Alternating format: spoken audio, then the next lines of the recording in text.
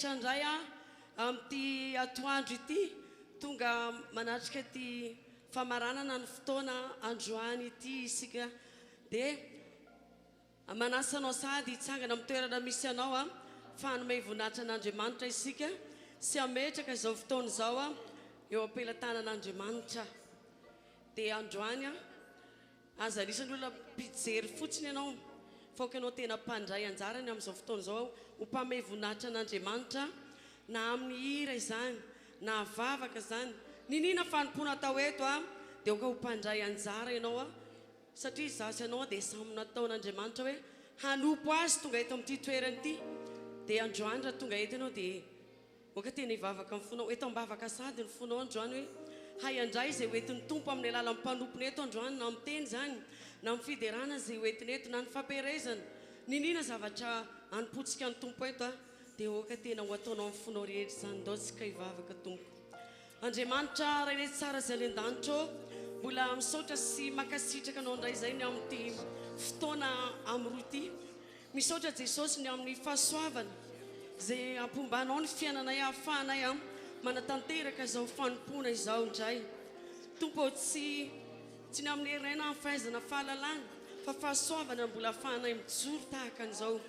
Koa misaotra anao indrindra izay apetraka fenao am-pelatananao Tompo izao fotoana izao mba tena ianao mihitsy nanao izay tianao atao eto indray. Tsy hangataka izay amin'ity androany ity hoe ataovy izao na ataovy izao fa ianao malala izay mahasoso mahatsara anay dia oka izany no ataonao eto Andriamanitra tsara indrindra. Fanamasinao feno ny fanatrehanao izao fotoana izao ary oka ny herinao magaga hikasika ny fon'ny olona tsy raray avy hitondra ny olona ho amin'ny fanatrehanao ary tena tsisy olona na dia iray aza eto tsy ho tafaray tsy hatsapa ny fanatrehanao fa oka hikasika ny fonay tsy raray avy ianao fanamasina. Tahio izao fotoana izao tahinao ny fiderana tahinao ny teninao ary omba ny mpanomponao izay hitondra ny hafatra ho anay eto indray ianao amin'ity androany ity. Tena piasa azy amin'ny fomba tsy takatry ny saina ianao tahinao manokana ihany koa ny fanatitra mba ho akasitrahanao zany Andriamanitra tsara indrindra fa indrindra Tompo ny fonay manompo anao eto dia tena ho tahinao manokana andray mahay olona mahay mandray ny zavatra izay zarainao anay tsy raray avy dia misaotra indrindra Tompo ho tahinana izao fotoana izao. Halleluja, amen. Ndao tsika mba hiteka ho an'ny Tompo Halleluja, rahorakoraka mafy zany. Halleluja. Dia afaly maraba ny pasteur Sylvestre tonga eto miara manompo ny Tompo amintsika eto sady hitondra ny hafatra ho amintsika eto indray. Dia minjay pasteur fa manana hafatra goavana ho an'ny isam-batan'olona ianao amin'ity androany ity. Dia makasitraka Tompoko. Androany melohan'ny hidirantsika amin'ny fiderana dia misy tantara kely anankiray ity mba ho zaraiko amintsika ho fampaherezana sady angalantsika lesona hoe tsy haiko zavatra atrehanao androany. Mety nisy fotoana ianao efa nangataka zavatra lehibe tamin'ny Tompo na tsy haiko na kely na lehibe na antonontonony. Mety misy fotoana ianao marary nangataka n'izany fanasitranana izany fa tsy azonao zany ny Tompo malala ny antony. Mety misy zavatra projet mba tena ho tianao tanteraka efatry ny ela fa mbola tsy tanteraka zany androany. Mety misy zao tamin'ny mpianatra androany voaka ny valina baka tsy mety hoe tsy afaka ianao andao hisaotra ny Tompo foana tsika tsy manova ny mahandriamanitra an'Andriamanitra zany zavatra rehetrarehetra zany. Dia tantaraikanao ty tantara kely ty mety efa misy amintsika nandre zao tantara zao. Nisy lehilahy mpanan-karena nanany maha izy azy nanana ny zavatra rehetra dia izy io toka tena mbola tsy nanambady nanana andreny fivarotana firavaka sarobidy ireny izy firavaka volamena volafotsy dia nitsiry tao am-pony nanam-paniriana izy hoe mba te hanambady amin'izay izy. Rehefa tonga tao anatiny zany faniriana zany dia nanao annonce izy hoe hitady vady. Dia rehefa tonga dia maro ny olona tonga maro ny vehivavy mahita hoe lehilahy mpanan-karena lehilahy manany maha izy azy dia maro ny azakazaka dia nilahatra teo amin'ilay toerana misy an'ilay lehilahy mpanan-karena ny manany maha izy azy. Niditra ny anankiray dia nasainy safidy tamin'ireo firavaka sarobidy izy am'ireo ny tianao eo izy mipetraka amin'ny seza dia nasainy safidy niditra aloha ny vehivavy anankiray tsara tare indrindra dia ny safidy tamin'ireo firavaka sarobidy naka zay tsara sy nandresy lahatra azy sy izay tia indrindra izy dia nalefan'le olona mpitady vady dia nampandrosondray ny manaraka dia tsy hafa fa mbola tahaka an'izay ihany koa naka an'izay tiany teo izy naka an'izay nafinaritra azy indrindra teo izy dia niditra ny manaraka dia tahaka an'izany ihany niditra tany amin'ny fampitony misy vehivavy anankiray ny manana fahatakarana dia ozy izy hoe nenahy ianao mihitsy ozy izy nytiako mahatsy le lehilahy manany maha izy azy androany raha takatrao ny tiana ambara amin'izany zavatra izany rehefa le tena tompon'le botika no fidinao mazava ho azy fa ho anao daholo fananana rehetra mety tsy le firavaka fotsiny ihany fa mety mbola misy fananana maro ivelan'izany imitiafaty mafy raha ho azonao le zavatra tianao apita androany ataovy mafy ny teakao dia androany tsy hafa fa tahaka an'izany Jesosy ao amin'ny zavatra rehetra fanasitranana ve ninina zavatra matery anao androany aza le matery anao aloha miazaka zany fa raha izay fotsiny afaka omena anao zany fa vetivety dia mety ohatra hoe marary ianao dia mety mbola hiverina indray zay raha izay fotsiny irinao fa andao Jesosy mihitsy no fiditsika androany andaotsika mba hanambara fitiavana an Jesosy hoe tena tianay loatra ianao Jesosy tena tianay ianao satria ianao no antony fahavelomanay ianao no mihevitra anay malala zay mahasoso matsara ny fiainanay ao amin'i Jesosy tsy mba misy fahadisom-panantenany zany tsy mba misy fahadisom-panantenany zany raha tena matoky ianao fa matoy ianao mbola misalasala ohatrany hoe misy taonina tonga eto fotsiny fa tsy mahatsapa na inona dia afaka mandiny tena aloha ianao hoe inona ny antony dia anao sy ny tompo zay fa izy malala ninona zavatra amboamboarintsika eo ivelany eo tsisy miafina amin'i Jesosy zany so anao dia mieritreritra hoe hialokalaka amina andraikitra tsy mikonty zany tsy mampiditra antsika ny an-danitra zany fa isika tena tafaray malala ny mombamomba ny Jesosy tena tafakambana manana firaisana tsara aminazy zay no azo antoka hiditra ny fiainana mandrakizay ko androany aza teriny amin'ny zavatra androany fotsiny ianao fa andaotsika tena ilaza amin'i Jesosy hoe tiana ianao Jesosy ninina zavatra misy dia tiana ifoana ianao amin'ny fotoana rehetra tsy hitady tambiny tsy hitady na inona izahay fa tiana ifotsiny zao anao satria tsy mbola tsarovy fa raha avoaka amin'ny écran ngezabe anankiray raha amiko manokana aloha tena miondrika fa tena tsy mendrika akory na nijoro eto azy fa ny fahatsaran'Andriamanitra dia nyvonjeny dia tonga eto afaka miankohoka sy mamehy voninahitra azy manana tantara tsika tsy raha avy tonga eto fa tsy mba nijeran'izany Jesosy tsy mba nanisany fahotantsika tsy nitanisany farany tsy fahatanterahana fa naneho fitiavana fotsiny zao izy tsy nitady na inona tamintsika akory ka androany daotsika ilaza androany hoe tiana ianao Jesosy amin'ny fonay rehetra ninina ho ataonao ninina mbola tsy nataonao dia tiana ianao sady zany ve raha resy lahatra n'izany ianao dia ndao hitehaka mafy fa ny tompo me voninahitra amin'ny orakorak'Andriamanitra halleluja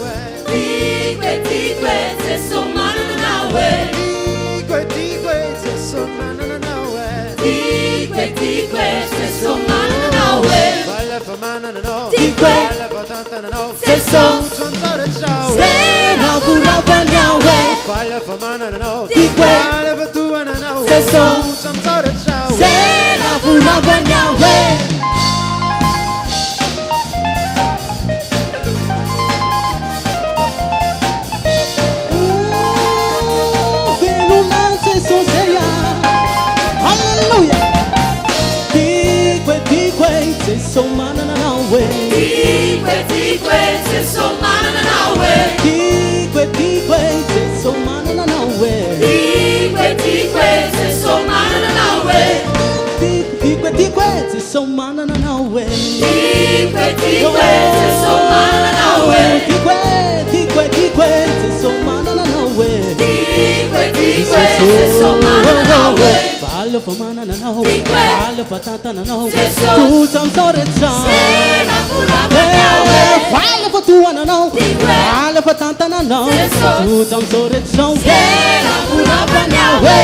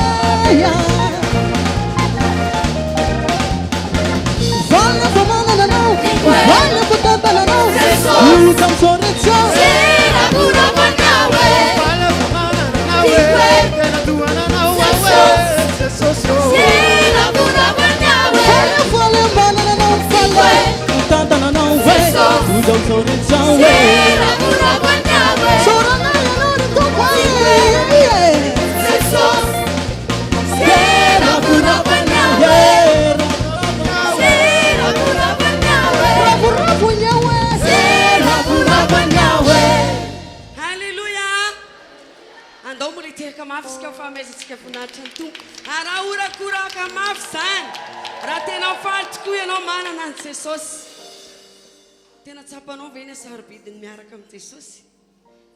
Za aloha tena tsy haiko ny ilazako ny fisaorako ny Tompo. Raha ny lalana nitondran'i Jesosy ny fiainana sy ny zavatra nilalovany dia tena hoe tsy tokony ho tahaka an'izao.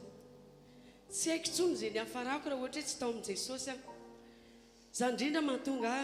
tsy mianatra n'aiza n'aiza tondran'ny Tompo aho. Mamay voninahitra azy na amidina amin'ina zay fantatro fa afaka nomezako voninahitra azy satria tena tsy mendrika akory. Tena hoe tsy haiko ny ilazako ny fisaorako ny Tompo hoe tsy misy zavatra afaka hoe anomezako hoe afapo any amin'izany fa i Jesosy no mahalala anao anatin'ny foko. Jesosy no mahalala anao anatin'ny fonao ihany koa. Fandroany atela azy aminao fotsiny hoe izao fanompony izao dia tsy hoe mandeha ho azy fa voalohany indrindra fanomanantsika le mandrakizay raha ho avy ny fotoana tsy maintsy any ialantsika ety amin'ity izao tontolo izao ity dia misy lalana sy toerana efa noman'ny Tompo any ho azo anao raha tsara fiorenana izasy anao tsy vitany amen tsy vitany aleloia fa misy ezaka misy fiazakazahana maro zavatra tsy maintsy lalovana ihany koa fa tsisy lalam-boninkazo tsy lalam-boninkazo sy anao dia mieritreritra mety manontany tena ianao fa ahoana foana Jesosy mandra-pahoviana tsy haiko fa izy ihany malala fa ny androany andao akasitraka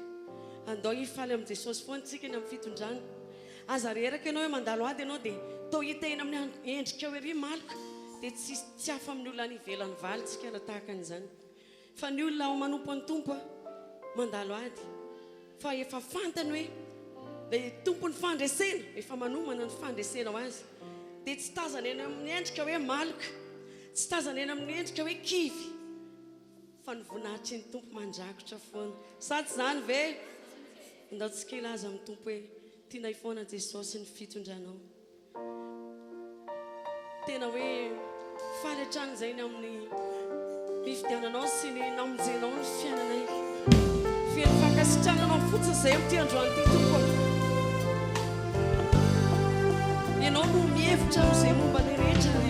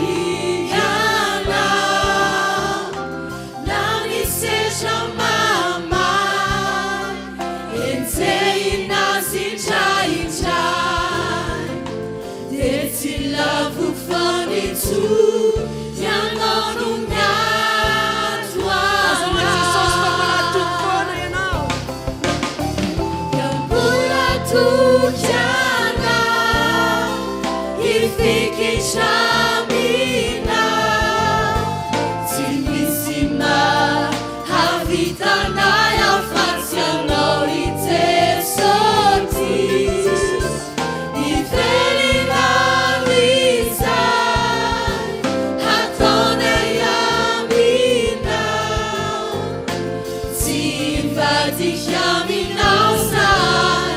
mandraky izay tory. Fahasoavanao no mbola matoy zao anay. Raha mahomby zay dia noho ianao, raha mandresy zay dia noho ianao. Izao no antony voanina ankehitriny fa tsy saraka aminao zay. Na ina misy na ino Tiako loatra ny fitiavanao, sy Jesosy na miloatra ny eo anilanao, na vicini aiai, savoravo ny fanahy, tena ampihoay tokoa ny fahasoavanao.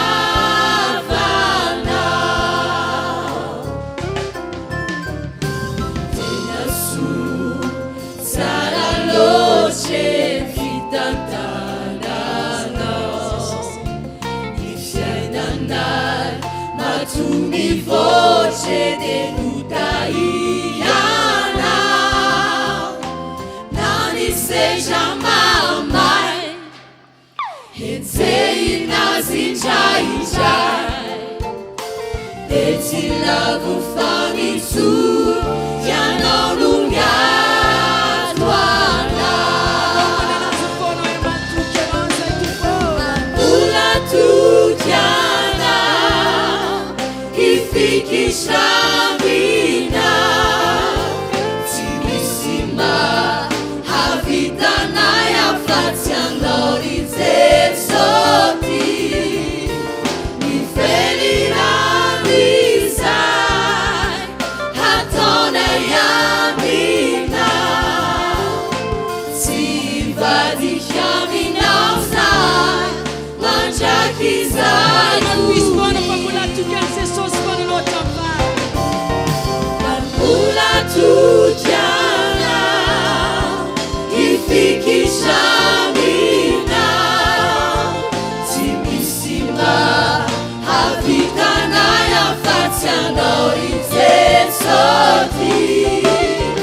nifelinan'izay ataonay aminao, tsy vadikiaminao zay,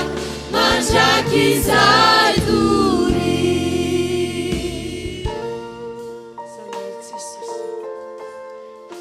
tsisy antony tokony hialana aminao satria ianao no mbola mampijoro anay, ianao no antom-pisinay, ianao no mihevitra ny fiainanay, ny momba anay rehetra dia eo am-pelantananao, dia tsy ny zava-misy ao amin'ny fiainanay no mamaritra no avinay Jesosy. Fa araka izany torokiranay zany dia fiainanay matombo voatra dia noho ianao. Noho izany indrindra Jesosy dia mbola ilaza hatrany izay fa tianay hatrany ianao, ary ny fahasaranao dia mihazakazaka manotrona anay ao amin'ny fotoana rehetra. Ninina zavatra lalovanay dia eo zany fahasaranao zany. Amen. Soitra Jesosy, mankasitraka Tompo, misaotra Tompo alalany ao fahasaranao.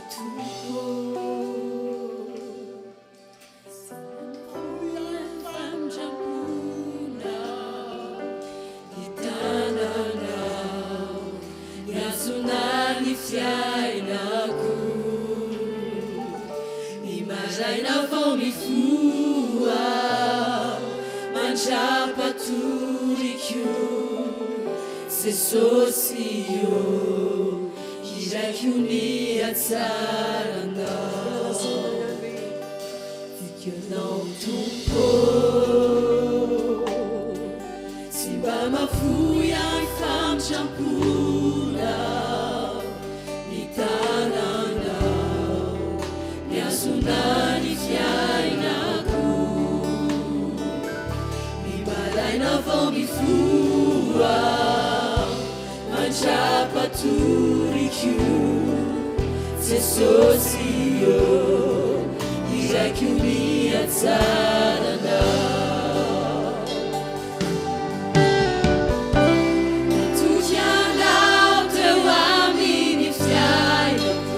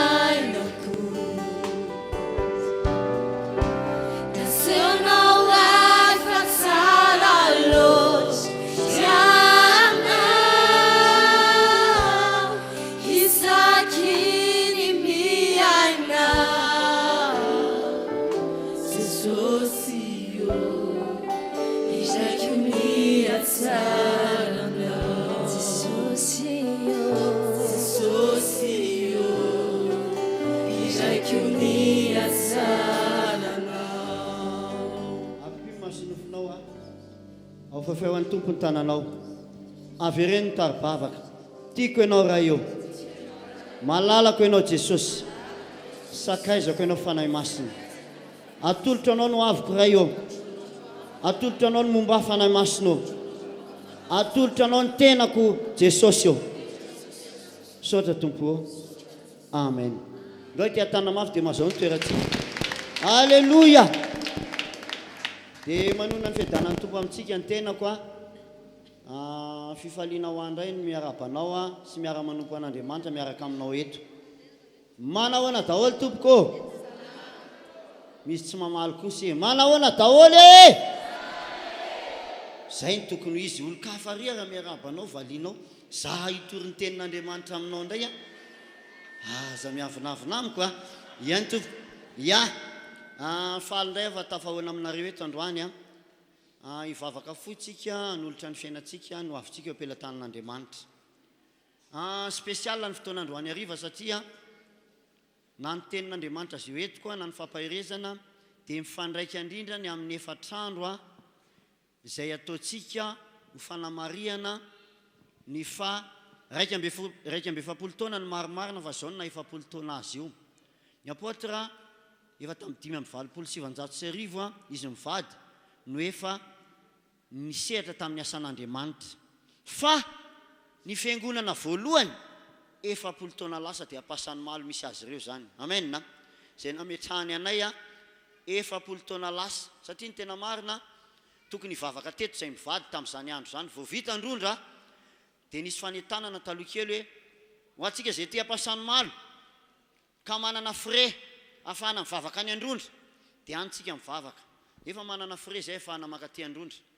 fa rehefa herinandro vitsy talohan'ny findrana taty dia hoy ny apôtra mivady hoe tsy makany androndro nareo mivavaka fa aloha manampy anay mivady anareo apetraka eto Ampasanimalo manampy anay mivady. Amen na. Dia io fiangonana nametrahany anay io no 7 taona lasa nefa nisiny dia Ampasanimalo. Izy ireny nanokatra azy tamin'izany tamin'ny taona 1927 olona vitsiny netomboantsika. Olona eo amin'ny 9 eo na 7 araky ny fanadihadiana nataoko. Satria za heritaona 2 taona taoriana izay vao nivavaka tao. 38 ans zany no hitako fa 40 ans tsy hitako. Fa reo mpanompon'Andriamanitra efa tao tamin'izany ry pasteur Armand dia nanadiady ry madame Philomène nanadiady tamin'izany hoe 4 taona marina 70 taona lasa zay pasteur azy izy. Anamarika an'io zany tsika fa 70 taona ny fiangonana sy 70 taona nampitandrina ny apôtre Adolphe mivady. Amen. Arika mbe 70 taona ny maromarina koa nampitandrina azy ireo zany fa ny amin'ny Paulos T-shirt moa zany 40 fa tsisy olana zany araky ny fampiresanay mianaka tsy dia misy olana loatra ny amin'izay hoe 40 41 fa le Ampasanimalo ny tena 40 ny taona zany. Noho zany spécial ny fotoana androany hariva melohan'ny vavahaditsika nolorantsika ny fiainantsika eo anatrehan'Andriamanitra satria zay atolotra ao an'Andriamanitra ihany ny tehiriziny. Raha misy olona zany tsy mazoto manolotra ny tenany eo anatrehan'Andriamanitra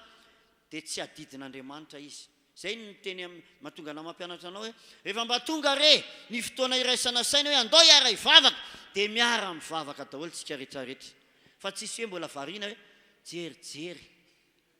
variana fa rehefa hoe miara mivavaka dia ohatra nale mitarika eto ohatra n'le akaikinao mahery be io dia miara mivavaka daholo 100%. Amen. Ka hivavaka 100% zany tsika zao melohan'izay nefa amin'ny fotoana lehibe eto io dia misy ny atao hoe tsy hainy 70 taona lasa ankira. Efa misy sombony amin'izany no entina amintsika eto iseho amin'ny écran eo ihany zany tsy hainy 70 taona ankira zany zany hoe tapany voalohany amin'ny fiderana zay atao amin'ny famaranana eto dia tsy hainy 70 taona lasa. Ka ho anao zay mahay antira ty na ny loanja na tsika pino eny am-pitoerana dia tiako ianao hira mafy tsy hoe anao répétition tsika androany fa efa nomboka hira sahady hoe tataka izany ny zavatra hitranga eto amin'ny asabotsy famaranana 29 zay famaranana ny fotoan-dehibe fa 70 taona ny refi Ampasanimalo ny fiangonana refi 20 taona fa nisin'ny fiangonana izy mivady tao 70 taona. Loha zavatsara sao dia tsy azotsika satria mbola tsy refi ny anarantsika tamin'izany. Amen na. Dia nihira tamin'ny 70 taona lasa no ezahanay avy ao Ampasanimalo averina amin'ny fotoana io. Ary mieritreritra ihany koa mpanompon'Andriamanitra pasteur Tandra hiaraka amiko eto hitarika ny fotoana amin'ny fanombohan'ny fotoana io satria izany hitarika ny fiderana ao anatin'izay fankalazana ny 70 taona zay eto amin'ny toerana ity ny amin'ny tapany voalohany. Amen. Anisan'izany ty raha ataontsika ty musicientsika moa mahay be daholo loanja moa tsy tantaraina ntsony raha mijery azy ireo fotsiny ianao dia fa hita hoe tena mahay na dia tsy teraka raha ny sasany tamin'izany 70 taona lasa zany. Miezaka nareo zany manenjika ny amin'izay ataontsika le raha hoe haitsika le izy zay roa zany ataontsika rehefa avy eo hiara mandeha aminao sy hoe ilay fonenana iray ho diako rahatry zay zany nentin'ny tompo eto ao aneny Ampasanimalo efa tena miomana be mihitsy ny amin'ny hira rehetrarehetra tamin'ny 70 taona lasa hiara mandeha ohatra zao le izy anarantsika vetivety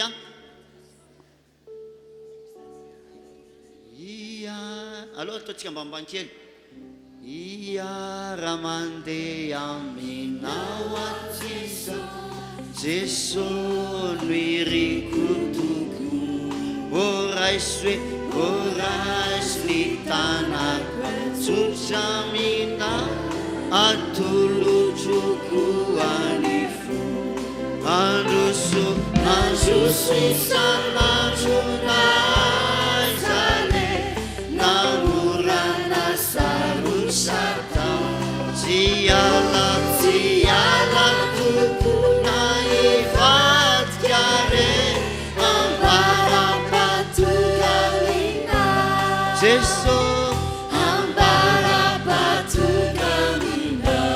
Alleluia. Ohatry zay zany ny randeha eto hiara mitondra aminao ato zao ny azo fijaliana fa maevana izany raha ny ilanao ka mody fifaliana dia iara-miasa aminao aty izao hitady reo zay veriko ka nanafo andratony ianao hanarinany efavo dia nytony farany hoe raha ho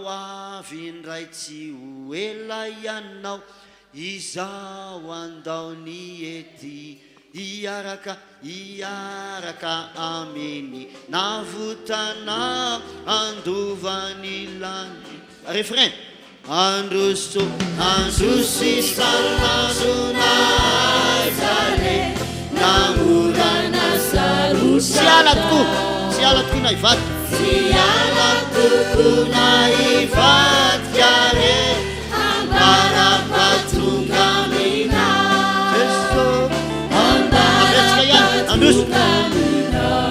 androso salazonay zale namorana sarusata siala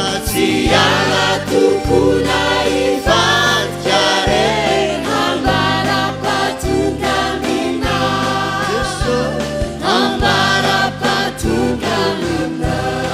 mafinarina be ny fampaherezan'le ranabavy teo inona moa ny atao hoe mivavaka inona ny atao hoe mivavaka ny atao hoe mivavaka dia manomana ny fiainana ho any an-danitra zay zany définition ny atao hoe mivavaka angeza indrindra eto ambonin'ny tany raha misy manontany anao zany hoe qu'est-ce que le mivavaka azonao atao tsara mihitsy mama le mivavaka se manomana ny fiainana ho any an-danitra zay ny fampaherezana efa vitan'le ranabavy teny toriteny nampahery izy teo fa misy ady ozy izy alalovana amin'ny fanompona an'Andriamanitra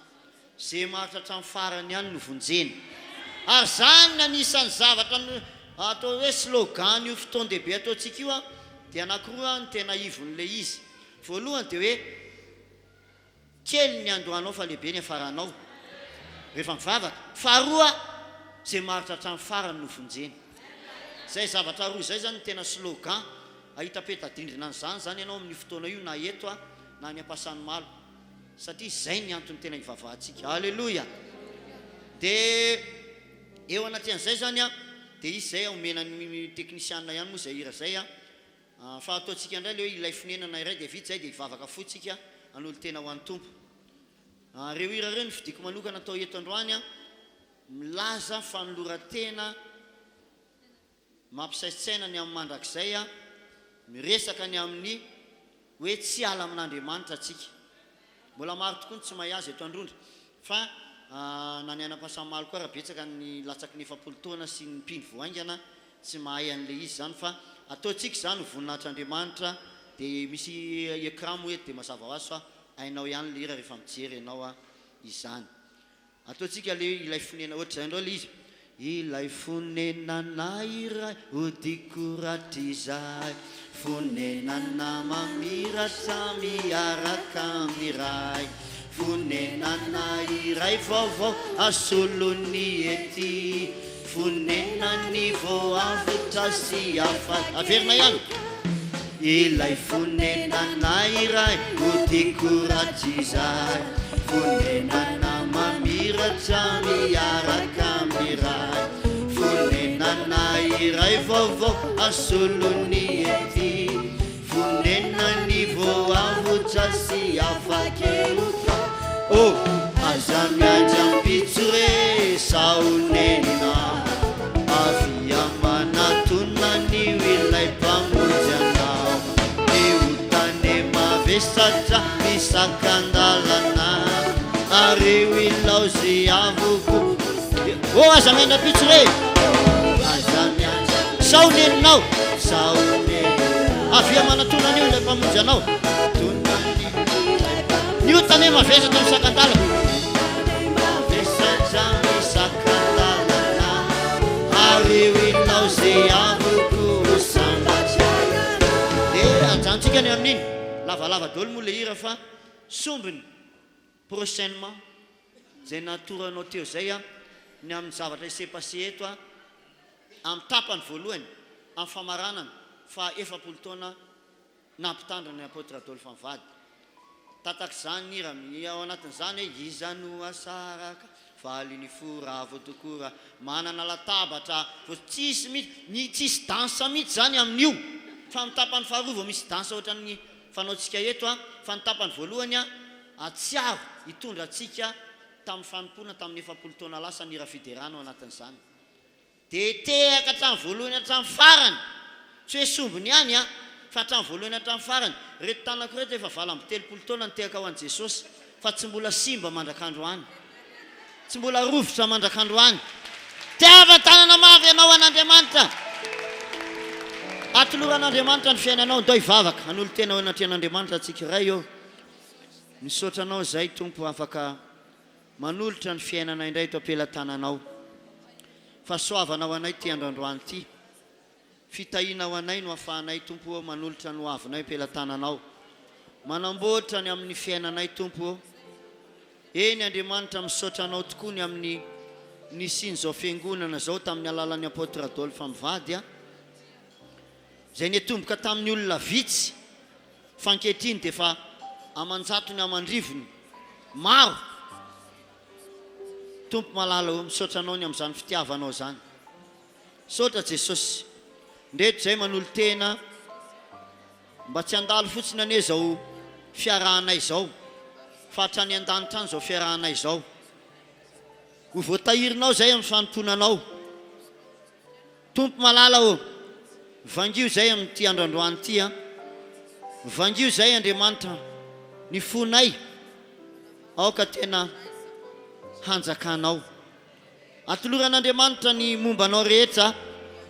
ny fisainanao ny fonao ny fiteninao ny mombanao rehetra ny mombanao rehetra manontolo makasika any amin'ny fiainanao ny tokantranonao ny mombamombanao mihitsy a omeo an'Andriamanitra omeo an' Jesosy no avinao alleluia alleluia misaotra fanahy masina tsara indrindra misaotranao araiky malala fa ianao tokoa dia matahiry an'izay atolotra anao a ary mitondra ny fiainanay ianao tompo amin'ny fahatsarana mandrakariva dia raina ny anaranao tompo alleluia alleluia alleluia lehibe loatra ianao tompo tsara loatra ianao fanahy masina alleluia misaotra tompo misaotra fanahy masina anao zao fiangonana zao nisy ambatan'olona nisy ampianakaviana misaotra Andriamanitra halleluia amen amen na mbola hivavaka ihany koa tsika amin'izao fotoana zao any amin'ny asa lehibe a zay ataon'ny apôtra any Marikobobo amin'izao ny atao hoe tsy ampasany malo a sy ny eto amin'ity toerana ty manomboka amin'ny alarobia alakamisy zoma ary mifarana ny asabotsy zao dia ny asa ihany koa zay ataon'izy ireo amin'ny RN 4 iny a nomboka nainga koa izy ireo amin'ny talata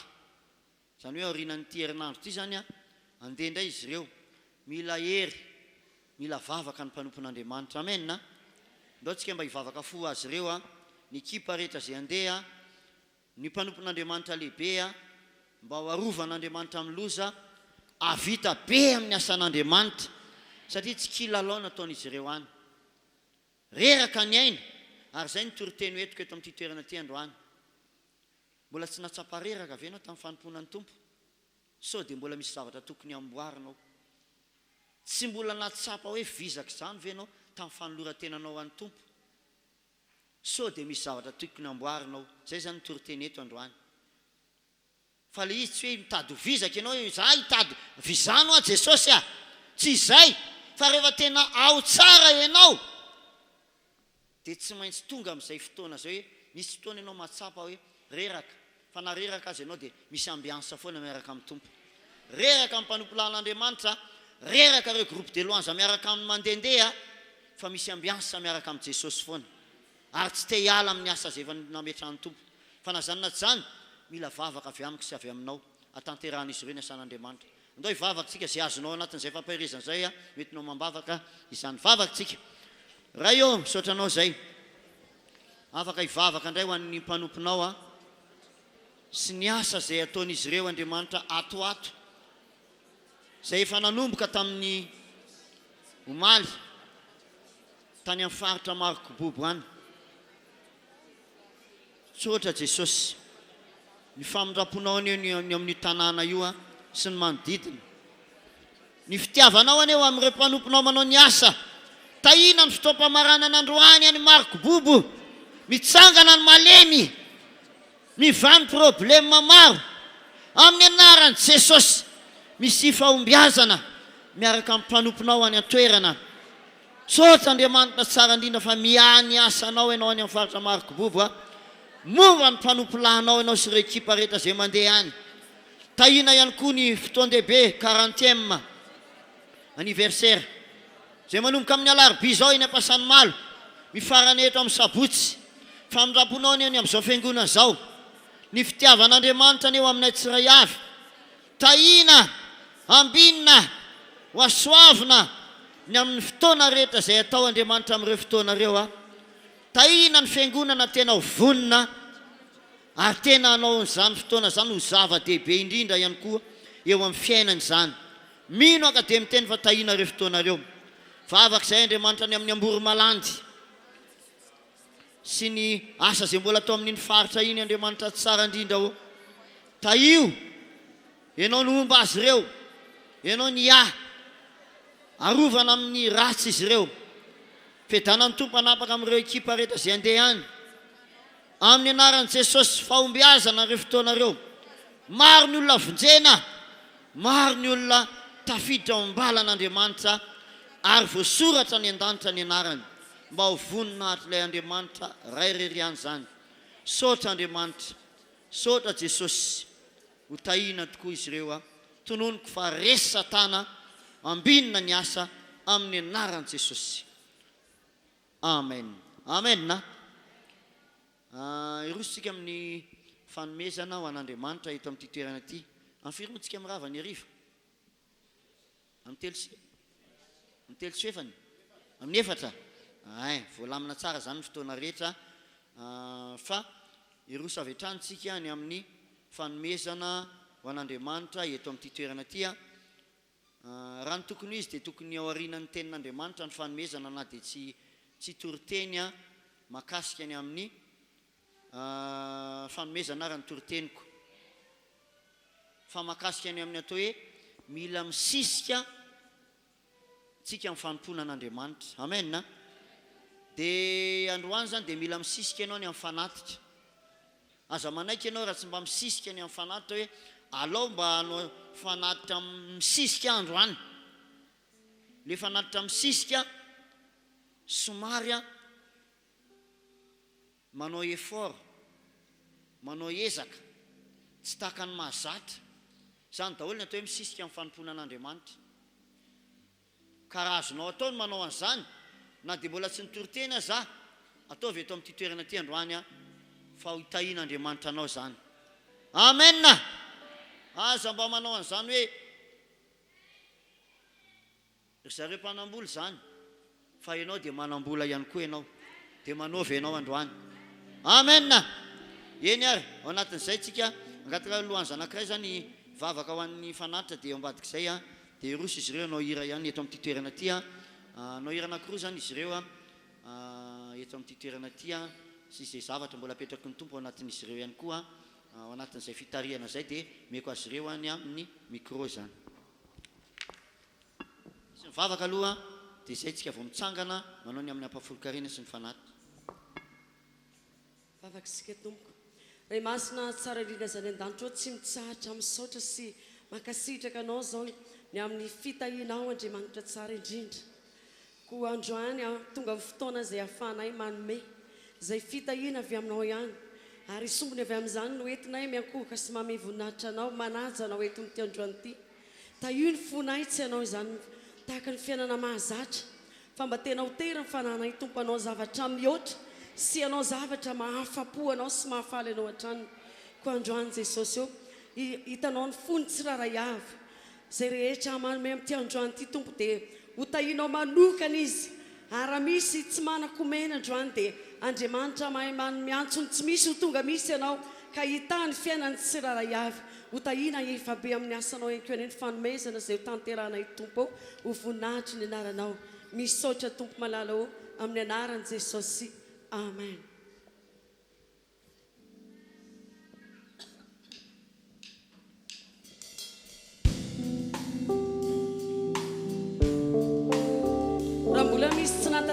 mpafolo-karena tamaraina dia afaka mandroso avy hatrany tompo koa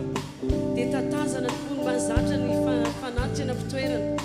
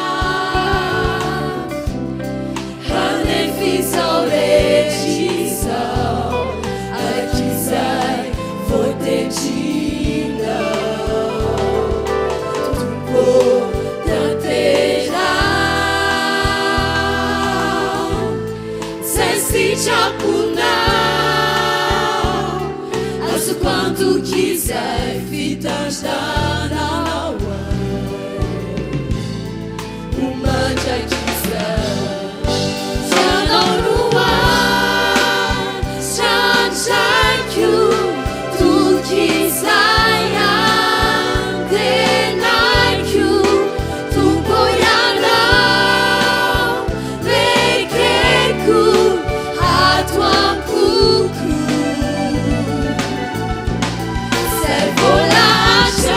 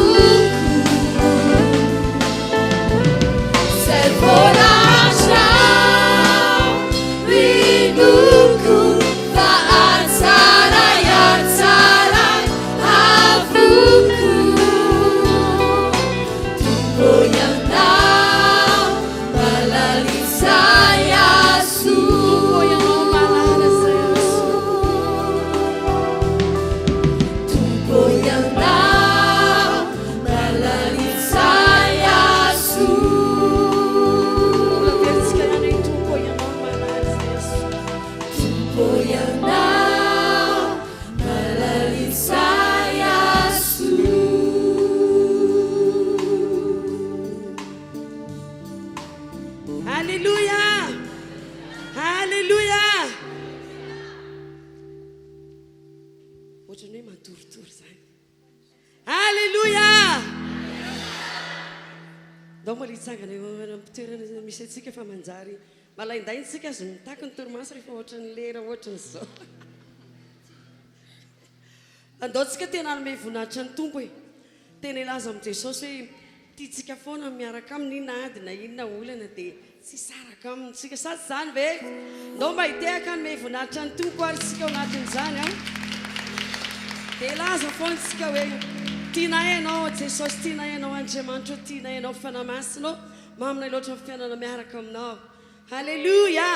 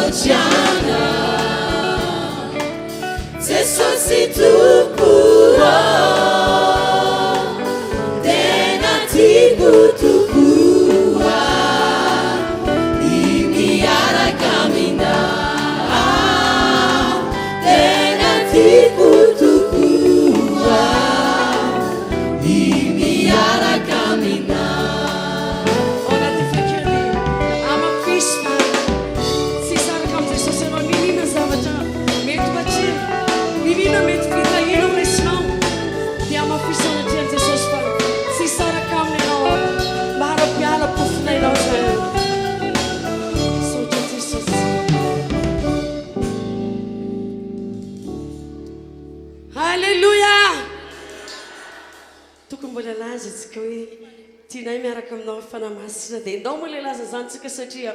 fanamasina le mpanatanteraka ny zavatra rehetra sady zany ve dia ndao moa la mafisitsika amin'ny fanamasina zany hoe tianay ianao fanamasina tianay ianao satria anao mampijory anay tianay ianao satria anao mampahely anay amen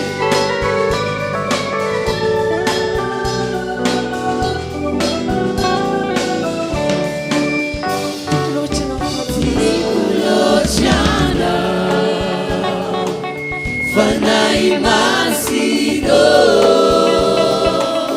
Tikulochana Fanai masino Tikulochana Fanai masino Tena tikutukua Indiana camina Tena tikutukua Indiana camina Tikulochana Fanai masido Tikulochana Fanai masido Tikulochana Fanai masido Tena tikutukua Imiara camina Tena tikutukua Imiara camina angina isika ngataka solotena anankiray amintsika trano ivavaka mafy dia ny angatahako ivavaka dia ho atsika ny atoerany indray anankiray amintsika no angatahako ivavaka mafy zay tratranao mihitsy a ho an'ny afatra mba hitahina ny fiangonana ho tahina ihany koa ny tenako mba ho fitaovana tsara eo ampelantanan'ny tompo izany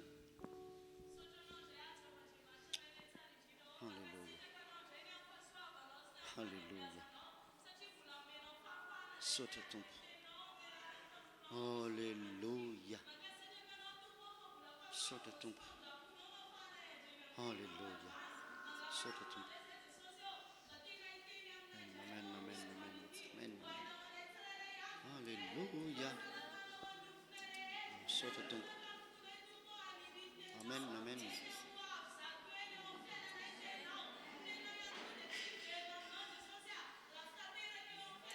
halleluja amen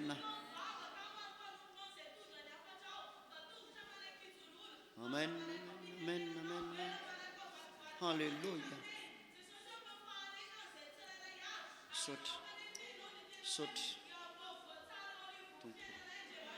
halleluja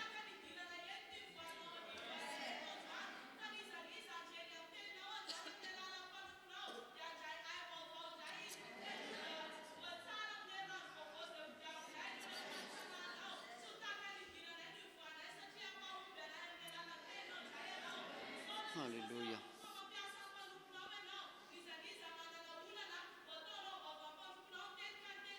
Hallelujah. Sota tu. Hallelujah. Amen, amen.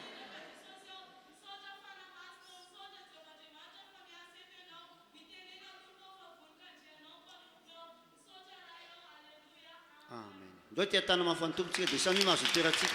Alleluia, alleluia. Mahafinaritra be le vavaka nataon-dranabavy teo satria afaka manome noty zay mpanompon'Andriamanitra aloha fa tsy afaka manome vin zay fa Andriamanitra manome vin. Afaka manome noty zay fa tsy afaka manome vin. Zany hoe tsy tena mahavita tanteraka fa mahafinaritra taloha tokoa rehefa mivavaka ny mpino hoe andao ifandimby vavaka tonga dia 5 indray miteny ao anaty olona ao tsisy miandryandry zany fa tonga dia 5 indray miteny dia ajanona fotsiny sasany ajanona aloha ny sasany ray ihany eo efa mandeha 30 secondes ny vavaka tsy mitsy mandevitra ampiny misaotra Jesosy tsy mety misy mandevitra fa am'izao efa miandry ianao fa isorana ny tompo fa vao vita le fampahirizana teo tonga dia ny vavaka le ranabavy hitanao any Andriamanitra amenna dia mafy ihany koa ny vavaka nataony zany mihitsy ny toe-pana tokony hita amin'izao vaninandro na ianao malemilemy tsika rehetra io nge olona afaka mitabataba mafy daholo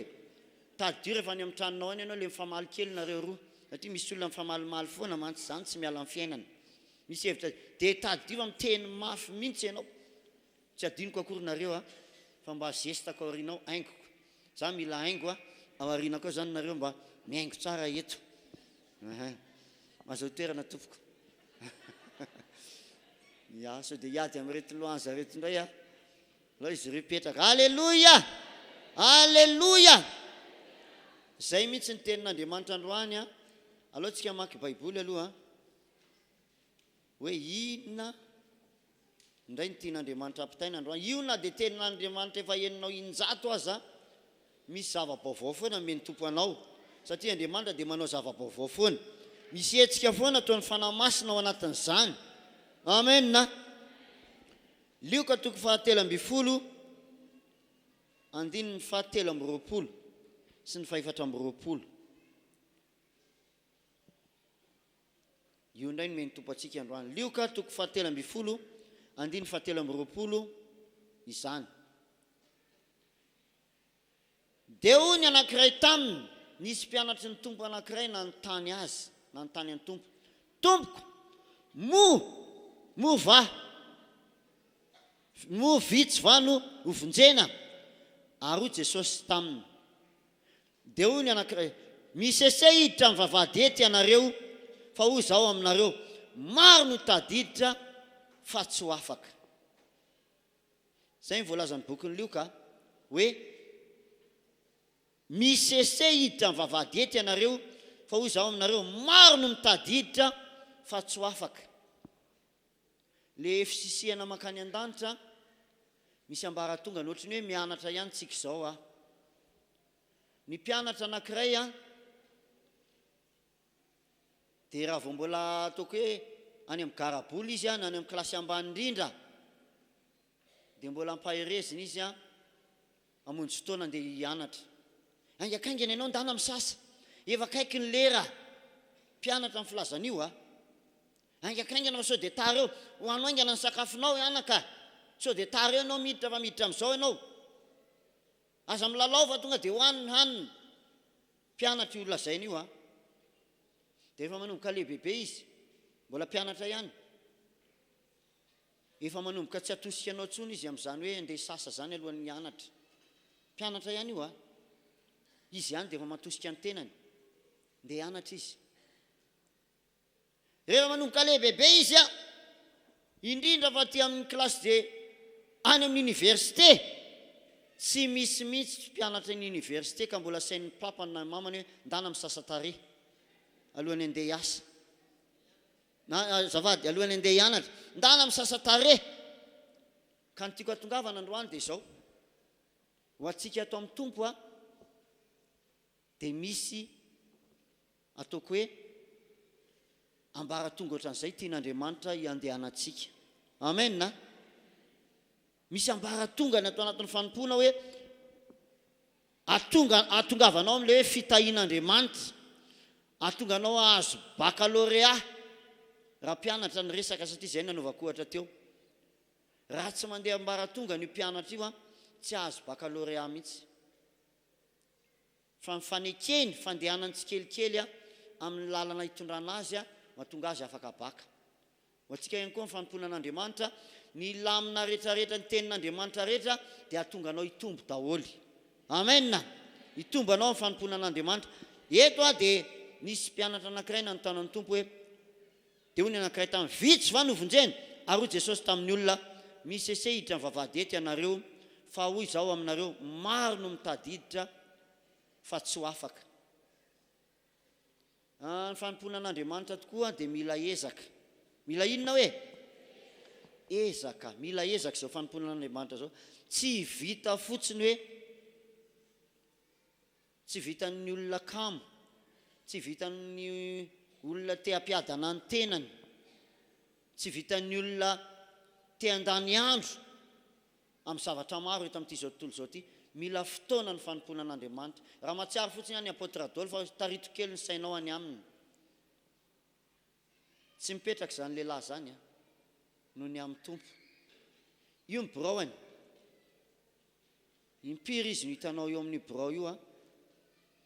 matetika izy ny tsy eo. Inona ny ataony rehefa tsy eo izy? Mandeha manao asan'Andriamanitra. Ary na izy ao anatin'ny birao io aza dia mbola manao ny asan'Andriamanitra ihany. Ny tiako ambara aminao eto amin'ity toerana ity androany ao amin'ny fanompoana an'Andriamanitra dia mila misisika ianao, na hoe misesika. Raha tsy misisika ianao dia tsy tonga amin'ilay tena planin'Andriamanitra eo amin'ny fiainanao. Amaky tenin'Andriamanitra anankiray koa ny antsika ato amin'ny Matio mbola milaza an'izay ataoko hoe fisisihana izay hatrany. Matio 7 dia ny 12 sy ny 17.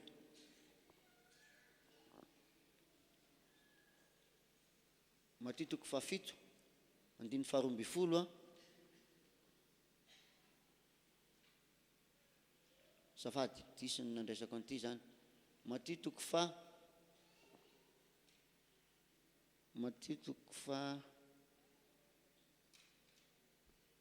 lasy fa disy ny nandraisako azy ato zao le tenin'Andriamanitra zafady. Midira ny vavahady ety ianareo. Iza matadidy an'izay fa lehibe ny vavahady ary malalaka ny lalana mankany amin'ny fahaverezana ka maro no miditrany. Midira ny vavahady ety ianareo. Ao Matio ihany liso amin'ny fanakaikaiky eo fa diso no nanoratako azy ato amin'ny kaheko satria nafindrako tato le izy dia diso le nandraisako azy. Miala tsiny tompoko.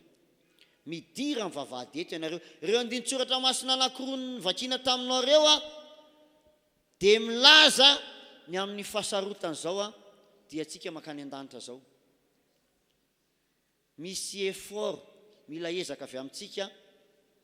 vao tonga amin'ilay atao hoe sitrapon'Andriamanitra atsika.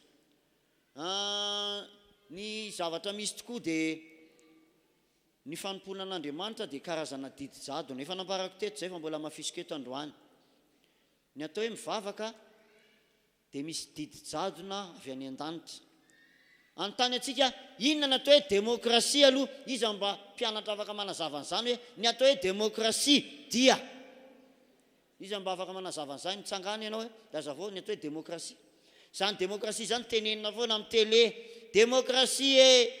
tenen'ny mpanao politisaika isan'andro amin'ny télévision. Misy ny atao hoe demokrasia. Fa inona kaiza ny atao hoe demokrasia? Iza mba mahafantatra an'izay? Tsangana ianao ranabavy dia teneny mafy ny atao hoe demokrasia dia. Eno tsara.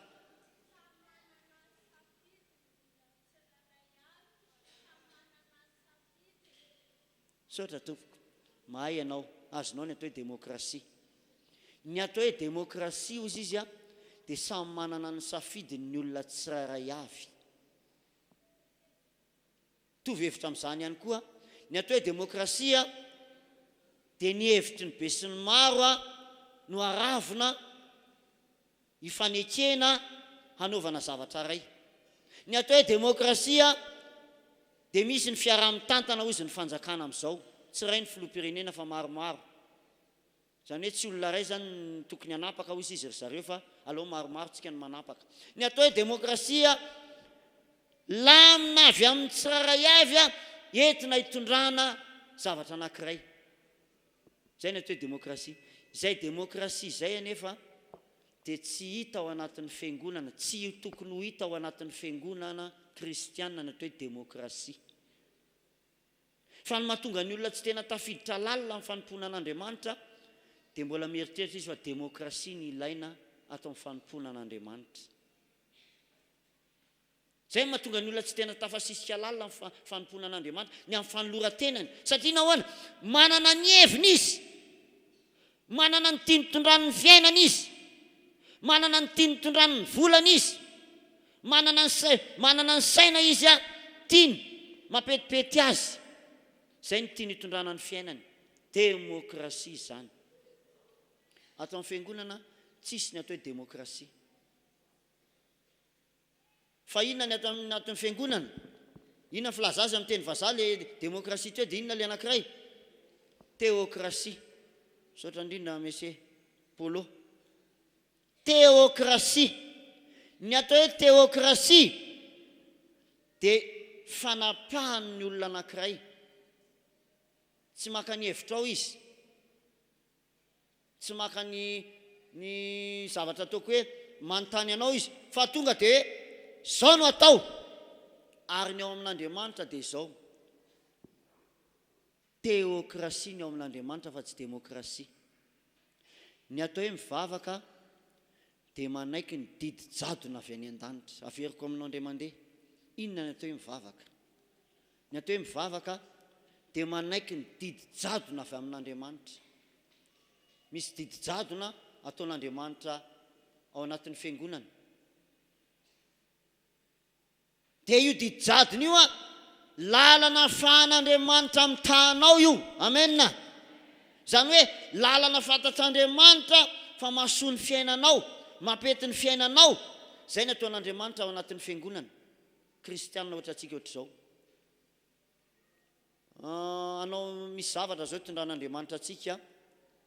Sao dia adiny koa rehefa avy eo. Maromaro ny zavatra resahako mahakasika an'io zavatra ataontsika amin'ny 29 ny volana io. Io tsy programan'olombelona io. Zay anetanako anao ngeda be androany ary ny asain'ny apôtra anetanako anao araka ny mesazy azoko tany aminy fakomaly. Hoe entany tsara ny ao androndra ho tonga ny ampasan'ny malo mandritry ny 3 andro. Entany tsara ho tonga 100 ihany koa ny sabotsy eto androndra satria sady tsy miasa ny tsy mianatra. Zay mihitsy ny mesazy nalefany atao amiko ato. Misy an'io fotoana io zao, izy io tsy programan'olombelona io. Programan'Andriamanitra io fotoana io. Nisy fotoana ny vangin'Andriamanitra tao lolo kely tao tsy haiko 2 volana lasa. Dia nanatona azy ny tenako. Zao apôtra, misy zavatra petrako ny tompo atao anatiko. Ho an'ny fiangonantsika ao Pasan'ny Malo efa 10 taona lasa zay. Dia te-hanao fetin'ny taranaka ho azy zay ao Pasan'ny Malo. Dia mba amin'ny mampitandrina anao voalohany ny fiangonana io dia manasanao zay ho avy any Pasan'ny Malo hanotrina anay nareo mivady nareo mianakavy satria anareo ny fiangonana zay dia manampy anareo fa any Pasan'ny Malo izy ny atao. Zay ny fetombohan'ny raharaha. Tsy neritreritra mihitsy zany zay hoe isy mpanompon'Andriamanitra ho asaina hoe avy any amin'ny faritany ny eto androndra. Fa nasainay teto androndra ny eritreretinay dia hoe ireo mpino efa tany Pasan'ny Malo amin'ny mafetin'ny taranaka azy zay rehetrarehetra nandalo tany Pasan'ny Malo dia saika ny eritreretinay hoe ianareo no asaina manokana ho any. Fa ny sisak'izay zany saika ho atao hoe amin'ny mafetin'ny taranaka azy saika hoe nanotrina fotsiny fa saika hoe tsy natao hoe natao zavatra tena hoe ngeza be le izy zany fa ny eritreretinay maivamaivana. Kanjo rehefa tonga tao amin'ny apôtra ny tenako dia ny teny maman Daniel indrindrandrindra hoe alao izy tsika fiangonana rehetra eto Antananarivo sy manerana ny Madagasikara. Raha ohatra raha mba teanao an'izany ihany nareo fa efa 10 taona ny tandremanay zany, alao tonga dia ataontsika tena ngeza be le izy. Amen na. Dia zay no natonga ny zavatra io somary tampoka tamintsika le izy. Tampoka. Misy fotoana tokoa Andriamanitra io dia manao zavatra tampoka. Misy fotoana zany dia mampanao zavatra anao izy efa milamina efa ela be. Amin'ny taona zao ianao dia manao an'izao fa misy tampoka ny tolotsainan'Andriamanitra vetivety eo dia misy zavatra apetrak'Andriamanitra aminao. Amen na. Ka noho izany mila misisika antsika amin'ireo fotoana ireo. Amen na. Mila manao ezaka, manao effort ho tonga amin'ireo fotoan-dehibe efatrandro ireo. Izy io tsy natao friare eo anatrehan'Andriamanitra fa fametrahana ny ray aman-dreny bentsika amin'ny toerana misy azy. Ny anniversaire anao ara-tsarovanao. Anniversaire antsika dia mahatsiaro manao fety tsika isam-bolana isan-taona azafady. Dia ny anniversaire amin'ny mpanompon'Andriamanitra ve tao anatin'ny asa fitandremana ve dia diso ve tsika mankalaza an'izany? Tsy diso mihitsy tsika. Amen na. Dia alao hery azy manana fahavononana ny amin'ny zavatra izay ataontsika eny Pasan'ny Malo. Maro be ny zavatra ataontsika eny misy ny rindrakira ara-pilazany tsara, misy ihany koa nitarika surprise tsy natao anatin'io. Le anankiray nasaiko aloha tsy afaka izy fa mbola misy hafa ihany koa nasaina surprise, tsy ao anatin'io affiche na fanasana io na ao anatin'ilay hitanao ny anatin'ny Facebook. Izy amintsika eto moa nefa nahita an'ilay izy tamin'ny naheno an'ilay izy tamin'ny radio mba tsangano ny tanany fa efa mandeha amin'ny radio any io zavatra io. Tsy mbola nisy naheno, efa mandeha amin'ny radio ny pasteur izy ty pasteur eny akaikin'ny Maki izy le fiainam-baovao amin'ny Kristy, efa mandeha amin'ny radio an'ilay izy efa andro maromaro lasa zay. Dia andeha amin'ny télé ihany koa amin'ny latsinainy, mpanompon'Andriamanitra vitsivitsy ato amin'ny refia indrindra fa ny avy Ampasamalo no andeha amin'ny télé amin'ny latsinainy ka ao amin'ny Amitié TV aloha zany ny andehanan'ilay izy ny atoandro tsy voalaza tsara ny ora fa ny hariva amin'ny 5 ka hatramin'ny 9 sasany eo no mandeha le izy ao amin'ny Amitié TV ho an'izay mahazo an'izay ny kanalany. Fa ho anay moa zany tsy mahazo an'izay ny télé anay dia tsy mahitsy zay fa zay ny fetrany. Tiako ambara aminao amin'izany dia zao hoe misy an'io hetsika io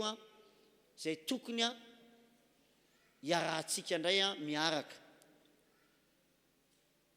Fametrahana ny mpanompon'Andriamanitra, fametrahana ny asana indrindra ny ivony tena fankalazana dia izao fiderana sy fisaorana sy fiderana an'Andriamanitra, fisaorana an'Andriamanitra amin'ny fahefapolo taona antsika. Fahefapolo taona ny apôtre Adolphe mivady amin'ny asa fitandrema, ela nge zany 40 ans 41 ans passé, efa ela zany. Rary ny sitsiny raha tsiaro tsika an'io lehilahin'Andriamanitra io ametraka amin'ny toerana zay misy azy. Amen. Natao zany voninahitr'Andriamanitra ary amin'ny fotoana iny koa ny anararotana fitoriana filazantsara lehibe ny alakamisy sy ny zoma eny Ampasanimalo. Raha nahita ianao tahaka ny natao teto tamin'ny 13-14 dia ohatran'iny zavatra isehony Ampasanimalo amin'ity volany ity amin'ny lakamisy ho avy zao sy ny zoma nisehon'izay ny atoerana. Eo anatin'izay ilainy ianao manomboka androany zany dia efa mivavaka ny amin'ny fotoana io, dia tokony mba vonina ihany koa ianao rehefa tsy nanao vakansa ihany ianao, eny tsika manao vakansa eny Ampasanimalo tsika manao vakansa miaraka amin'ny deran'Andriamanitra, manome voninahitra an'Andriamanitra. Efa nanomana sakafo be dehibe zay ampy atsika rehetrarehetra, ny manodidina ihany koa efa anararoatra amin'ny fotoana io vao maheno an'io dia hoe hivarotra daholo ny manodidina efa heninay. Fa izy ireo moa tsy afaka miditra amin'ny enceinte ilay anaovana ny fitoriana filazantsara fa ny tsenam-piangonana efa voahomana ihany no miditra ao mba handaminana n'ilay fotoam-bavaka, satria tany malalaka ohatrohatran'izao fiangonana zao ny tany malalaka efa nomaninay andraisana n'izany hetsika zany nalatsaka kely noho ity, zany hoe nanofa seza marobe tsika ohatran'ilay tetsy dia tany malalaka satria tsy omby ny fiangonana Ampasanimalo, zay ny anaovana azy Kalamanjana, tsy omby ny refio Ampasanimalo fa kely ny trano fiangonana. Na zany ara dia izy ny fitsidianao ny amin'ny fiangonana refio Ampasanimalo amin'ny fotoana io misy sary ao misy varotra fampisehoana, varotra fampiratiana, marim-patsiarovana, zany daholo ny zavatra iseho amin'ny fotoana io. Ka rehefa tsy nandeha nanao vakansa ihany ianao tamin'ity, ho tahina ane reny namantsika nanao vakansa reny, fa amin'ny heritaona zay mba mandeha, fa amin'ity aloha zay tsy afaka. Fa amin'ny heritaona dia tsofina rano ianao mba handeha hanao vakansa araka le hiran'le lehilahy anankiray, allo andeha vakanse, andeha vakanse, allo andeha vakanse. Tsy ratsy ny manao vakansa na nipino aza nahita tamin'ny Facebook aho maly zesta mihitsy ny sasany eny amoron-dranomasina. Zay ho mbola tsy afaka fa mbola misisika amin'ny fanjakan'ny lanitra aloha zay amin'ity taona ity. Tsy ratsy akory ny nandeha vakansa ary tsofina rano ho anao zay mbola mieritreritra nanao vakansa fa mbola ho avy any ihany koa zay. Fa nitondran'ny tompo anay aloha amin'ity eo Ampasanimalo ny manao vakansa zay mianakavy mifaly miaraka amin'ny kristianina, makalaza amin'ny fahefapolo taona ny fiangonana, fahefapolo taona nitandrema ny apôtre Andreny Aviravelona Adolphe zay ray aman-dreny be antsika izany, satria tsy toy izao tsika raha tsy teo io mpanompon'Andriamanitra io. Amen. Mbola manamafy ihany koa ty tenin'Andriamanitra ty fa tsy moramora no makany an-danitra. Raha tsy manao effort ianao manao ezaka dia tsy ho tafiditra. anome ohatra anao azao raha manana vola 5 millions de francs ty ohatra zany de teny amintsika fiangonana hoe zay mahazo antya de izy ny tompony de ho atsipika eto zany 5 millions de francs zany mba manahoana reny tsangan-javatra zay iseho eto hoe tsy anaiky mihitsy ianao raha eto ny anipazako azy a ny avy any arina any a iazakazaka ho tonga eto ny avy eto aloha hitsangana eto a satria efa manomboka ataoko mivongovongo amin'ny tanako le 5 millions ho atsipiko ty de zay mahazo azy de tompony a fa ataoko hoe tena raharany zavatra hitsanga eto a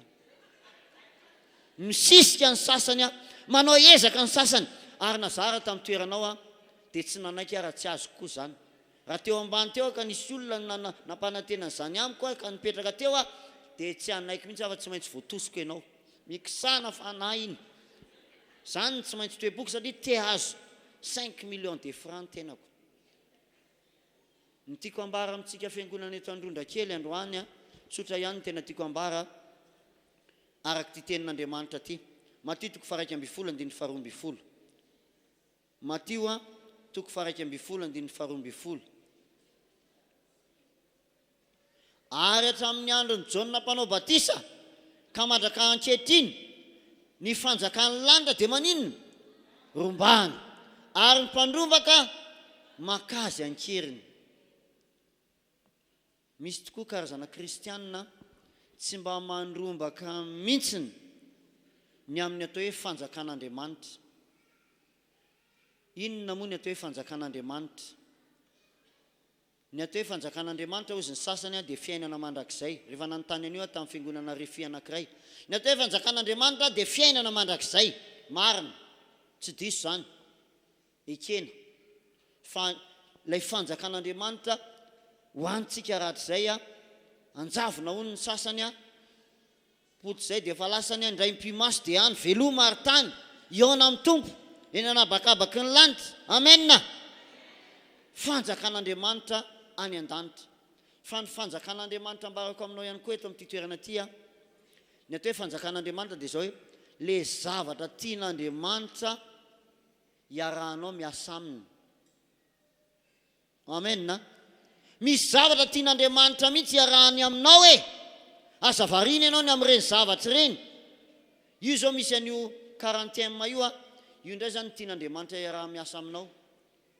tokony mba tena taitra be ianao amin'ny fotoana io amena tokony ho avy ianao hatraiza mba fatairanao ny amin'io zavatra io efa eniny sofinao le izy indray mandeha teto a na nisy mpanompon'Andriamanitra nylaza de hatraiza ny hafanamponao mba hanatrika an'izany fotoana zany fa raha kely ny hafanamponao a tsy mbola tena misisika ianao zany amin'ny fanjakan'ny lanitra tsy mbola tena ao anatinao le atao hoe ezaka satria ianao a tsy miasa ho an'ireo zay tsy miasa zany sady tsy mianatra ny tsy miasa tsy nandeha nanao vakansa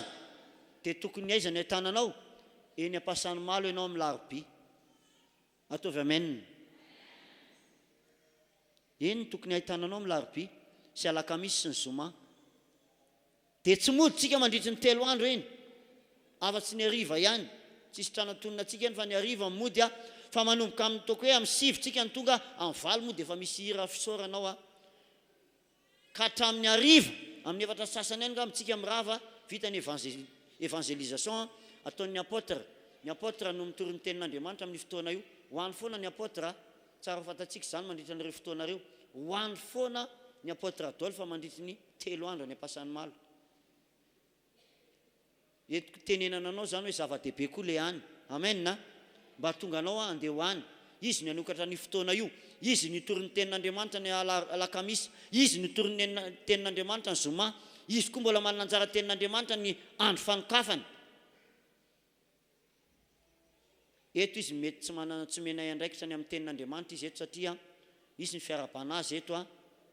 fa mpanompon'Andriamanitra hafa nitory ny tenin'Andriamanitra eto Androndra fa ny any izy daholo ny anatanteraka ny any ny tiako ambara aminao hoe andao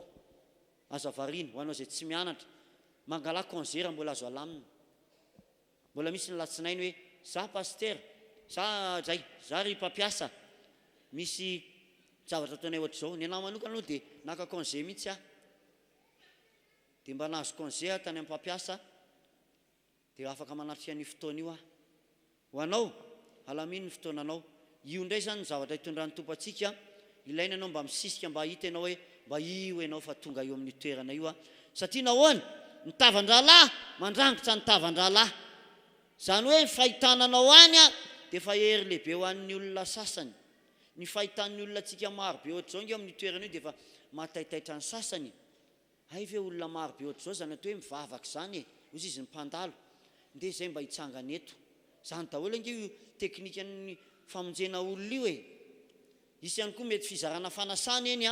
dia mba mandray anjara ianao mizara fanasana ho an'ny manodidina zany rehetrarehetra zany ataontsika daholo eny toerana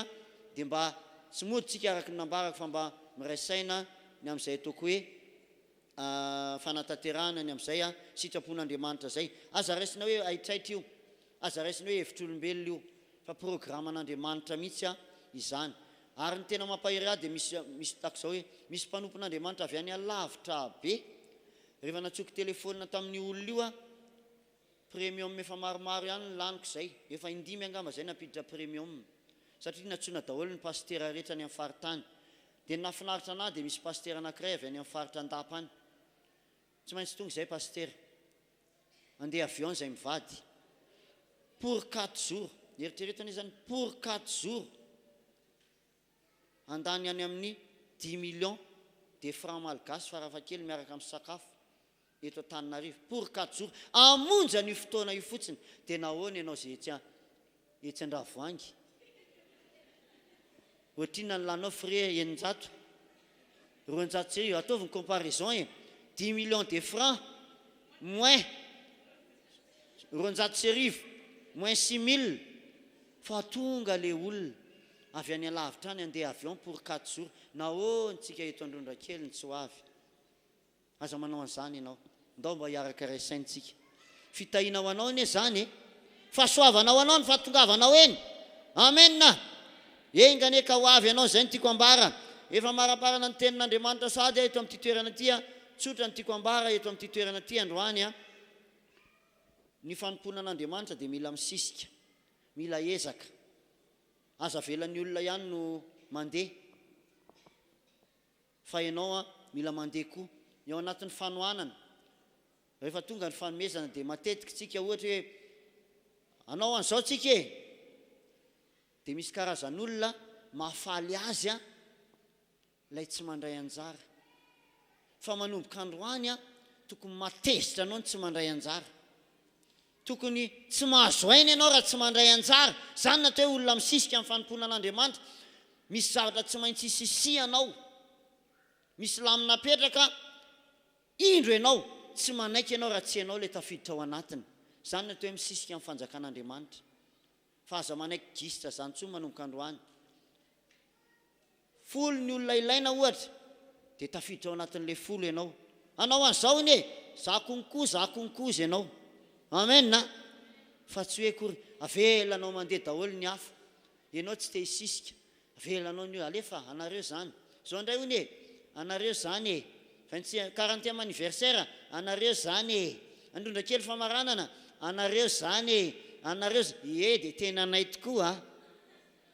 tavela eo ianao miala tsiny tavela eo ianao fa mba mianara misisika ny amin'ny fanjakan'Andriamanitra ny amin'ny lamina rehetrarehetra tian'Andriamanitra hitondranantsika dia mila misisika manao effort tsika mba hahafahantsika ho tafiditra famaranako azy inona ny tokony ataontsika mba tonga antsika tena ho tafasisika amin'ny fanomponan'Andriamanitra inona ny tokony ataontsika mazava ho azy fa mitako toe-panahy mazoto aloha le izy araky ny voalazan'ny Romanina toko 12 andin'ny 1 ampitsikitsikina daholo ny anaovana ny zavatra rehetra Matthieu toko 12 azafady Matthieu 12:11 mazoto fa aza malaina ary oka fanafo amin'ny fanomponan'ny tompo mazoto fa aza malaina ny fahalainana dia avy amin'ny devoly rehefa manomboka kamokamo ianao zay dia tadidio rehefa manomboka kamo ianao kamokamo ivavaka andohalika dia tadidio zay fa efa manomboka misy le anankiray no manomboka manafosafo zay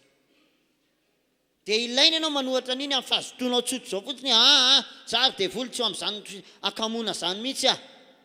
fa misy amintsika mahazoto manao Facebook mandeha be mihitsy ny j'aime sy ny sisa ny fandehan-javatra mandeha be fa raha vo hanao zavatra hafa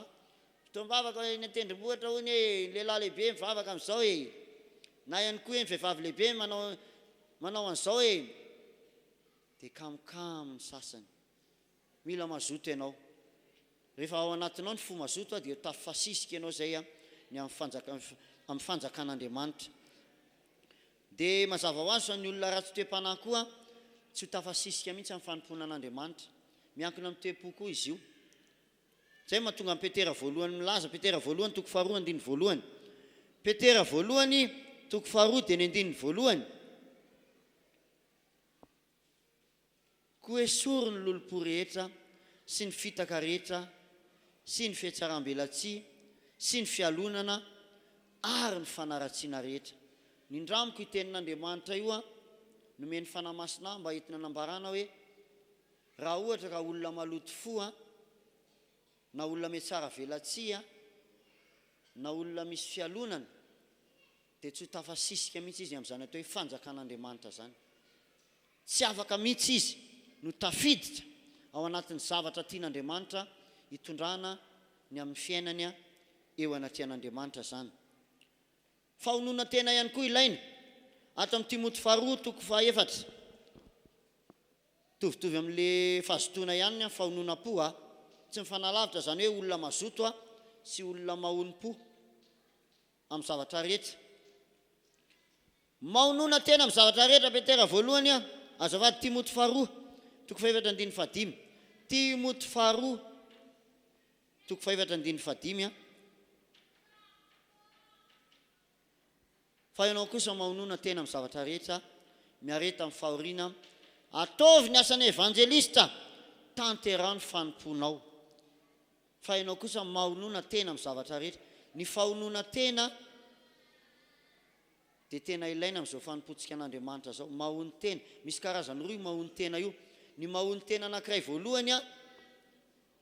mahony tena ianao tsy anao zavatra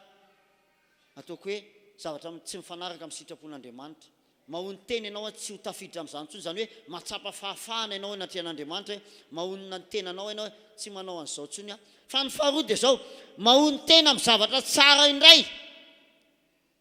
misy zavatra efa nitondran'Andriamanitra anao ohatra hoe famonjena faramiangona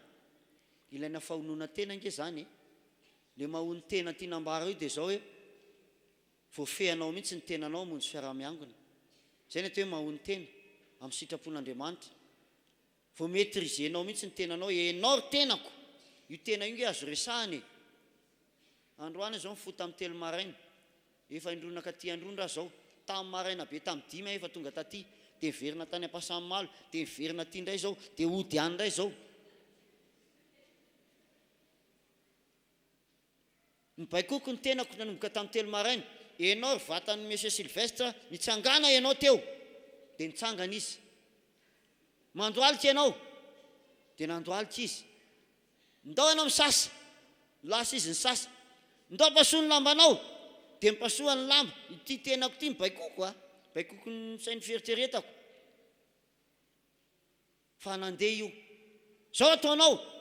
zay ny atao hoe mahony tena ianao rehefa olona mivavaka dia tokony ahonina ny tenanao ianao tokony afaka mibaiko ny tenanao ianao fa mandeha io rehefa baikonao amen farany dia hivavaka tsika zafady miareta amin'ny fahoriana mbola mitoy kely le Timoteo miareta amin'ny fahoriana ataovy ny asan'ny evanjelista tanterao ny fanomponao miareta amin'ny fahoriana ozy izy mila miaritra ao anatin'ny fahoriana koa ianao ny atao hoe tafasisika tsara amin'ny fanompona an'Andriamanitra ataovy ny asan'ny evanjelista fitoriana filazantsara dia asan'ny evanjelista fa sain'Andriamanitra tanterahantsika rehetra io hoe mila mitory ny filazantsaratsika io fitoriana io angamba dia tena saika isaka alahady na indray mandeha isaky ny tapabolana dia resahana foana eto mitoriny filazantsara indrindra fa ny ray aman-dreny be atsika mitoriny filazantsara andao tsika hanao asan'Andriamanitra andao tsika ny atao hoe tena misisika ny kristianina anankiray dia tonga amin'izay stade zay ihany koa izy zany hoe mandray roa zany io tenin'Andriamanitra io sady mampirisika anao izy mampianatra anao hoe rehefa manomboka tafiditra ianao zay tia fanahin'olona dia azo lazaina fa efa tafiditra amin'ny vavahady ety zay ianao amen na averiko ny mandeha ny atao hoe efa tafasisika ianao zay amin'ny fanjakan'Andriamanitra manomboka misy fitiavana fanahin'olona ao anatinao zay zany ny tena anankiray ngeza be alalana ny kristianina hoe efa tafasisika izy hiditra ao any an-danitra rehefa manomboka tia fanahin'olona izy fa raha ohatra ka mbola tsy misy mihitsy ao anatin'ny sainao hoe mba roviana mba hitory filazantsara roviana mba hanambara amin'ny olona rehefa nizara fanasana zay tany ampasamaly tamin'ny maraina makasika any amin'ny fotoana io dia samy mena folofolo daholo moa zany ny mpino rehetrarehetra koatran'izay mbola ho zaraina samy mitady olona folo zarana fanasana dia samy mitondra farafakeliny mpanota anankiray tonga eto amin'ity toerana ty hoentinao manokana dia nisy ranabavy anankiray nampahery mena folofolo voaingana eo rehefa rava ny fotoana dia nandehandeha tany amin'ny fivoriany groupe tany dia jerevako efa laniny anazy nanatona anahy izy laniny ana pastera fa nataonao ahoana efa nizaraiko tao tokotany tao zay olona rehetrarehetra nandalo dia niresahany kay tao tokotany tao dia nampiana roapolo indray ny anazy zarainy ho an'ny olona mba ho tonga anatrika ny fotoana io ka ho anao misy ny atao hoe fanjakan'Andriamanitra tokony sisihatsika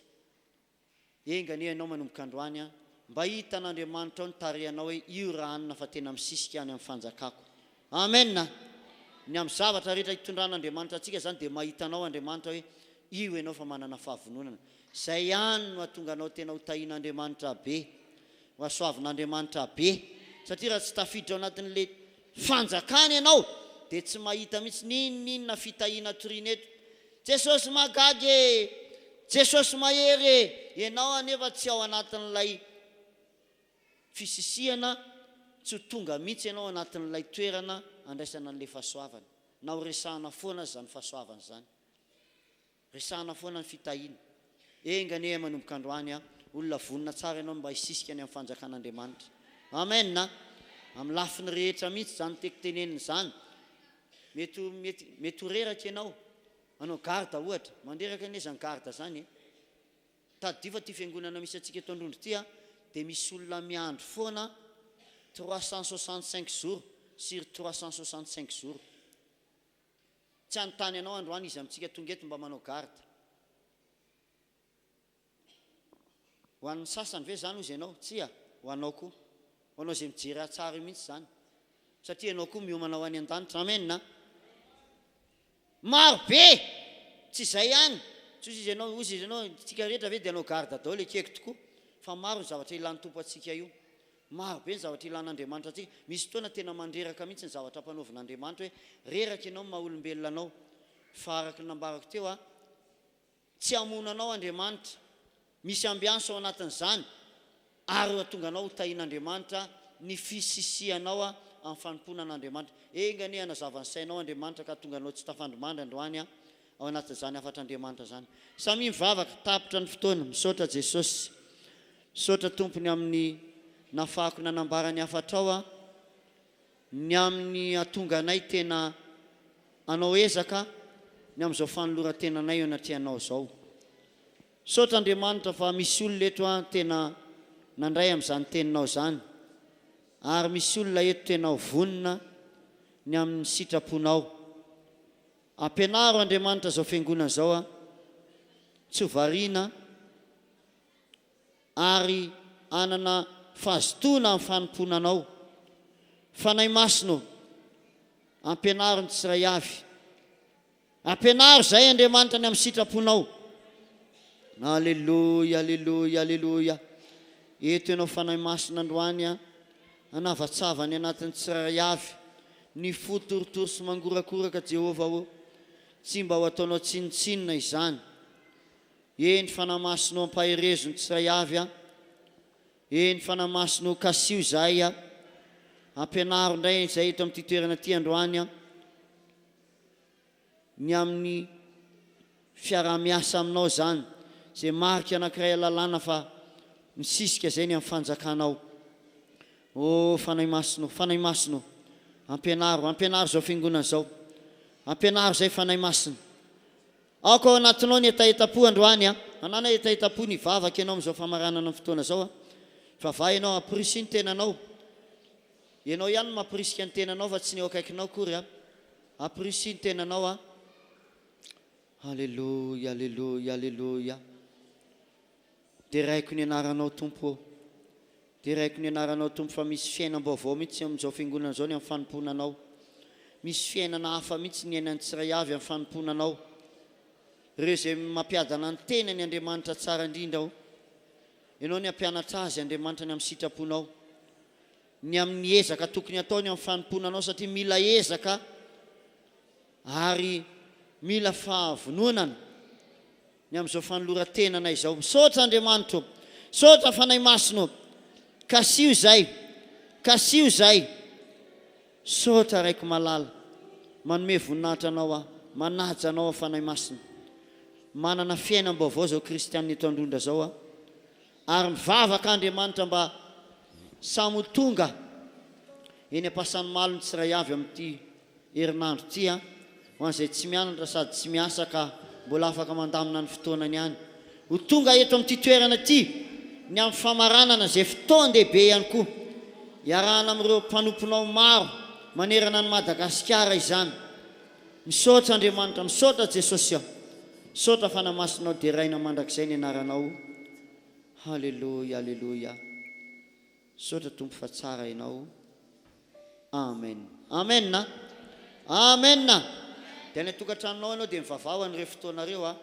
sy ny fotoana izay ataon'ny apôtra sy ireo ekipa amin'ny herinandro ambony.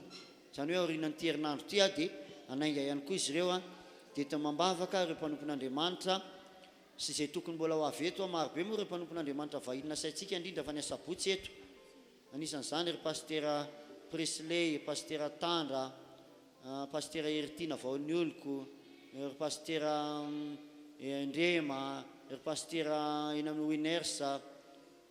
Marobe mihitsy ny mpanompon'Andriamanitra nasaintsika ary noko fa ho avy eto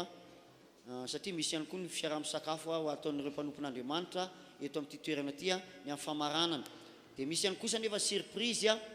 mba noman'ny fiangonana amin'ny famaranana ny fotoana eto amin'ity toerana ity izay tsy lazaiko anao androany satria tonga dia mipotsamolotra ianao raha vao tenenina ilay surprise zany ve fa tsy izay ny tokony hatongavanao eto fa ny etaetaponao isisika ao an'Andriamanitra. Amen. Dia voninahitra ao an'Andriamanitra ny amin'izay samia tahin'Andriamanitra antsika rehetra fiadanan'ny tompo aneo amintsika tsiray avy apitako amin'ny mpanompon'Andriamanitra ny fanohizana sy famaranana ny fotoana izany.